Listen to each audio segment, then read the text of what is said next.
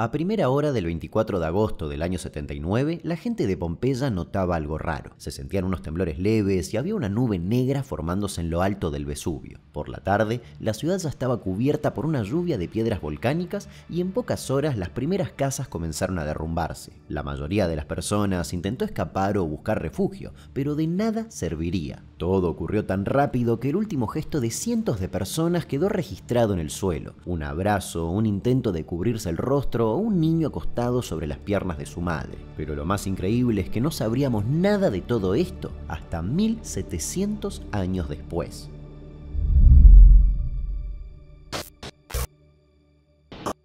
Pompeya no era el centro del Imperio Romano, pero tampoco era una aldea perdida. Estaba ubicada en un punto estratégico del sur de Italia, a orillas del mar Tirreno, y tenía acceso directo a rutas comerciales que la conectaban con Roma y con otras provincias del Mediterráneo. Para el siglo I era una ciudad de tamaño medio con una población estimada de entre 10.000 y 15.000 habitantes. La mayoría eran ciudadanos libres, aunque también había muchos esclavos, comerciantes orientales, libertos y algunas familias con alto poder adquisitivo. Era una sociedad compleja y activa en la que la vida pública tenía un rol central. En sus calles de piedra circulaban carros, se vendía pescado fresco en los mercados, los hombres discutían política y los niños jugaban en las veredas. Tenía templos, tabernas, burdeles, casas con jardines internos y un sistema de agua que incluía fuentes públicas, baños termales y letrinas. Había teatros al aire libre y también un anfiteatro capaz de albergar a más de 20.000 personas, construido casi un siglo antes del Coliseo de Roma. En las paredes de las casas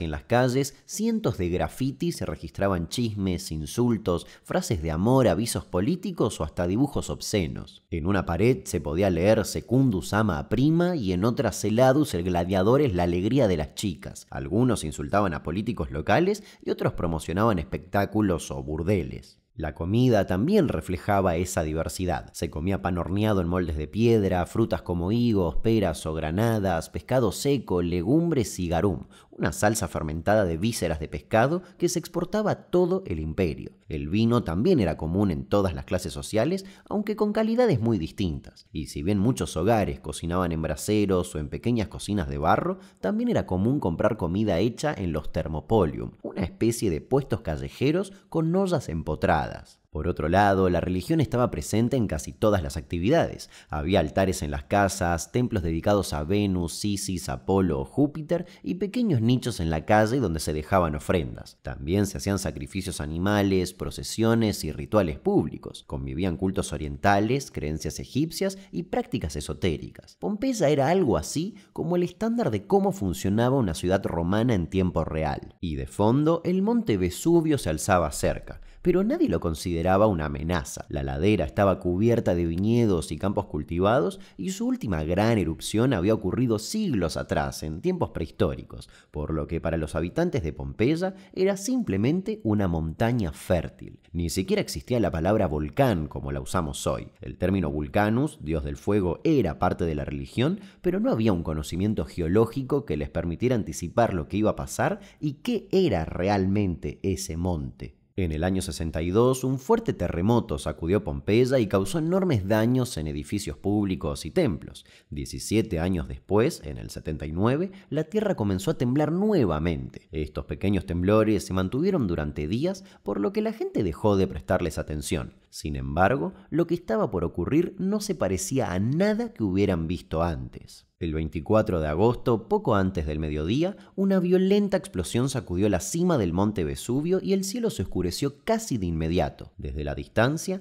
Plinio el Joven, un joven aristócrata que estaba en Miseno, del otro lado de la bahía de Nápoles, escribió que la nube que se elevaba desde la montaña parecía un pino mediterráneo, una columna alta que se ramificaba. Su tío, Plinio el Viejo, almirante de la flota romana y naturalista, partió en barco hacia la zona del desastre y nunca regresó. El primer impacto en Pompeya no fue fuego ni lava, sino ceniza, ya que una lluvia constante de polvo volcánico comenzó a caer sobre la ciudad. Las calles se fueron cubriendo de un manto gris y el cielo quedó completamente opaco. Algunos decidieron quedarse bajo techo pensando que pronto pasaría y otros intentaron escapar hacia el sur, pero las rutas estaban colapsadas por el el tráfico, los escombros o directamente cubiertas de ceniza. Durante varias horas, la situación fue caótica, pero no necesariamente letal. Para que puedan tomar dimensión, así quedó una parte de Rusia luego de la erupción de un volcán en la península de Kamchatka hace algunos meses, con metros de ceniza cubriendo vehículos y hogares. Y eso que fue una erupción mucho menos violenta. Pero en Pompeya eso no fue todo. Después de unas 2 horas de ceniza constante, comenzó a caer la pili, fragmentos de piedra pómez caliente del tamaño de una nuez que golpeaban con fuerza y se acumulaban rápidamente en techos, terrazas y calles. Muchas estructuras comenzaron a colapsar por ese peso y la ciudad quedó completamente a oscuras mientras la gente continuaba intentando escapar.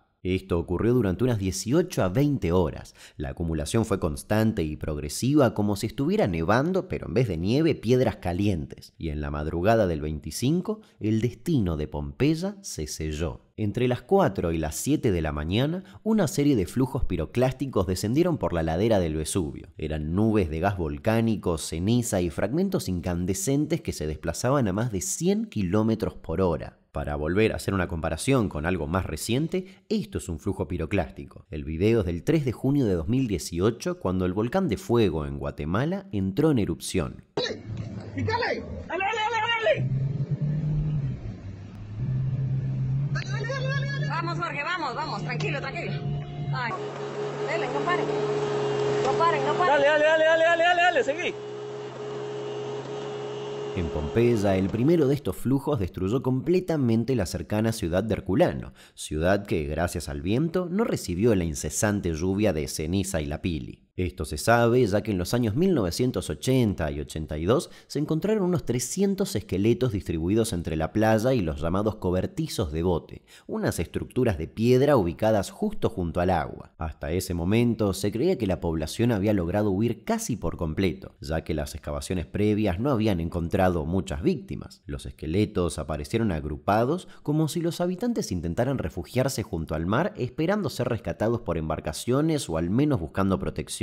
Algunos de ellos tenían alteraciones atribuibles al calor extremo de los flujos piroclásticos, lo que respalda la hipótesis de que la muerte fue casi instantánea. Fue un shock térmico que paralizó al sistema nervioso en milisegundos. Pompeya, que estaba un poco más alejada, fue alcanzada por al menos 5 oleadas de este tipo. Cuando los primeros flujos piroclásticos llegaron, la mayoría de la población ya había muerto por asfixia, colapsos o había logrado escapar, pero aún quedaban algunos refugiados. El gas sobrecalentado entró por las ventanas y grietas y en cuestión de segundos mató a todos. Fue el último golpe de una catástrofe que ya venía escribiéndose hacía horas. Los estudios modernos indican que la temperatura de estos flujos superaba los 300 grados centígrados y, según otros publicados en las últimas décadas, el calor fue tan intenso que los cerebros de algunas víctimas se cristalizaron al instante. Y así, en apenas 24 horas, Pompeya dejó de existir. La ciudad fue sepultada bajo más de 6 metros de ceniza volcánica y piedra pómez. No quedó nada en pie. Las ciudades cercanas quedaron deshabitadas y con el tiempo el Vesubio volvió a quedar cubierto de vegetación.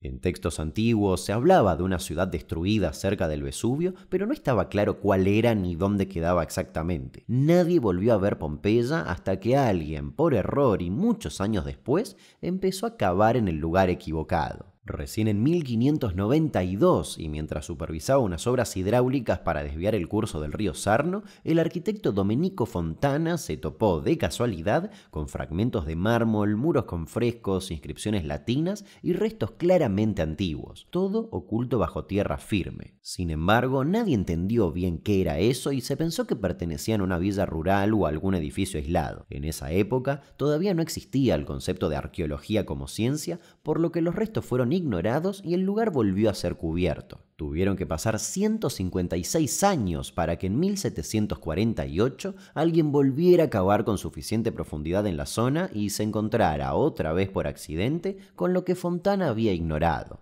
En esa ocasión, unos obreros que cavaban un pozo por orden de la corona encontraron un conjunto de muros subterráneos. Al excavar más profundo, descubrieron columnas, estatuas y mosaicos. Sin saberlo del todo, estaban perforando el corazón de Herculano. El hallazgo era como abrir una cápsula del tiempo, porque no eran ruinas erosionadas, eran edificios enteros con murales, muebles, herramientas y calles conservadas perfectamente. Y es que en Herculano la destrucción fue distinta. Los flujos piroclásticos que la cubrían descubrieron formaron una capa tan densa y compacta que sellaron la ciudad casi al vacío. Eso permitió que se conservaran cosas increíbles, muebles de madera, telas, restos de comida y hasta bibliotecas enteras, como la Villa de los Papiros, donde todavía hoy se siguen intentando leer rollos carbonizados que sobrevivieron a aquel infierno. A lo largo de los años desenterraron calles, casas, tiendas, termas, estatuas y murales, pero sin una identificación clara de qué ciudad era. Recién en 1763,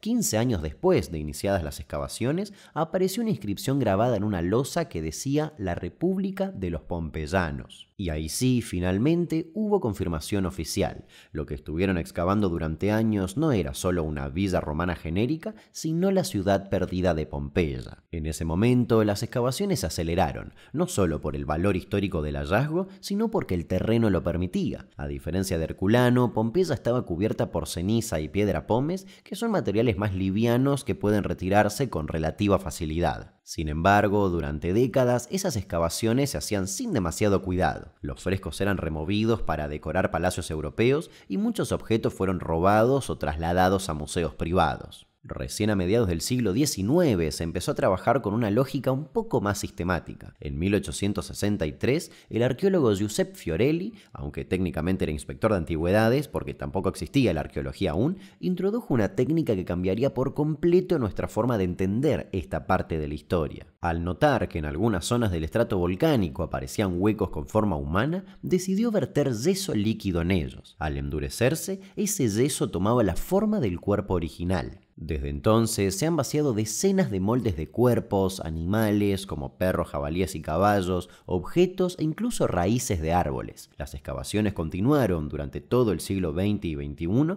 combinando nuevas tecnologías como escáneres 3D, análisis de ADN y estudios forenses para entender cómo vivían y cómo murieron los habitantes de Pompeya. Era casi poder verle la cara a las personas que habitaron este mundo miles de años atrás. Se encontraron panes horneados en moldes, conservados por la ceniza, aún con la marca del panadero, botellas de garum con inscripciones comerciales y hasta restos de frutas exóticas. Además, los análisis realizados permitieron determinar edades, sexo, enfermedades previas y características físicas. Se descubrió, por ejemplo, que muchas de las víctimas eran adultos jóvenes y que varios tenían problemas dentales graves. Y vale aclarar que durante siglos se creyó que la erupción ocurrió el 24 de agosto del año 79, una fecha basada en copias medievales de las cartas de Plinio el Joven. Sin embargo, descubrimientos recientes, como una inscripción fechada el 17 de octubre, hallada en 2018, sugieren que la catástrofe podría haber ocurrido en otoño. Lo importante es que cuando los descubrimientos empezaron a salir a la luz, la imagen que se tenía de la antigua Roma cambió por completo. Hasta ese momento, la historia del mundo romano se conocía a través de textos literarios, inscripciones oficiales y monumentos imperiales. Pero Pompeya no era eso. No eran discursos de senadores ni columnas triunfales. Era una ciudad interrumpida en plena normalidad. Lo que apareció en las paredes no era moderado ni solemne. Había escenas sexuales en burdeles, caricaturas políticas, listas de compras y declaraciones de amor y odio. Pompeya no mostró un imperio idealizado, mostró una ciudad desigual, intensa, contradictoria y bastante parecida en muchos aspectos a las nuestras. Es un espejo donde no se ve la gloria de Roma, sino su simple rutina. No fue la única ciudad sepultada por el Vesubio, pero fue la que quedó más entera, y por eso terminó convirtiéndose en algo más que una tragedia, en un archivo accidental de la vida romana. Fue redescubierta por casualidad, excavada con más y menos cuidado y transformada en museo, en símbolo y hasta en escenario, porque Pink Floyd, 2000 años después de la erupción, grabó en el anfiteatro del lugar. Y al igual que en los tiempos antiguos, también había un perro.